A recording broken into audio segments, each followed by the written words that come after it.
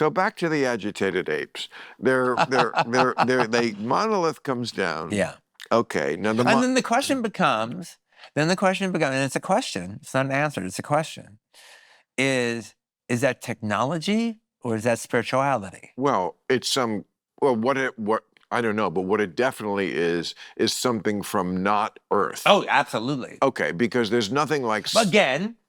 But is it a spiritual thing? Is it a technological thing? I think it's a technological thing because the next scene. Okay, well, I agree with that. Theoretically, I agree with that, but it's a slab. Okay, it's a slab, but they didn't have slabs back in the ape days. They just had like rocks and wood. That's this true. This is like smooth and but shiny. I would think if I was going to try to sell technology, I might have a few working parts. But okay, they also find the monolith. Remember, like a few scenes later, when they go to the moon, and the monolith. Okay, well now you're trying to tie it together like it's a movie that has a story, and it doesn't. It kind of does. Well, no, it has a. Okay, well let's go through it. It has a theme, and it has. Well, no. Let's go through it. Maybe you don't remember. So first, we have agitated apes. Yeah. The monolith comes down. They seem to get different after the monolith. First of all, they certainly learn how to use tools because you see the guy, the ape, hammering with the bone. He's got a big femur in his hand, and he's like,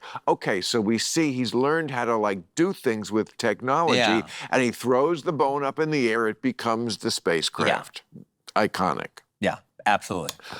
Then there's like a scene where the doctor dude is talking to people, and it's like, oh, there's some trouble on blah, blah, blah, and it's very vague. And then they go to the moon, and there's the monolith again. Yeah. And the monolith emits a piercing sound, and they go like this with their space helmets on, which I don't think would do anything if you had a space helmet on. And then I don't know what that means. But it's actually curious, while you're describing it, is the apes respond to the sound, but they don't respond to the sound that way. It's not like, oh, they can't handle it. The apes don't hear sound. No, when it goes wah, when they touches it and they go wah, they respond to the wah. Yes, you're right. Yes. But it's not. It's a different sound. It's like it's not. They're not going. Ah! They're not going like this, right? So I don't know why the monolith was doing that on the moon. I don't know why the monolith at all. And then we cut to. They're on the thing going to Jupiter. It's like Jupiter Mission 18 months later. And that's where we have the famous Hal, I can't do that. One of the astronauts goes out to do a spacewalk to fix something. There's something wrong. We've seen this in other movies. Yeah. And Hal will not let him back in, and he dies out there in outer space. I think... and Hal is bitchy. Hal is a little bitch. It's one of the questions of cinema. It's one of the reasons that you can say that there's a brilliance to, if not Arthur C. Clarke's novel, but to Stanley Kubrick's movie. He seems to ignore everything about drama, except just enough rope with knots in it. You're so right. To connect you to the next knot, to the next knot, to the next knot. You're right. And a case can be made that when the movie loses it, when it gets more metaphysical at the end, is when he stops supplying knots that are narrative. Yeah, you're right.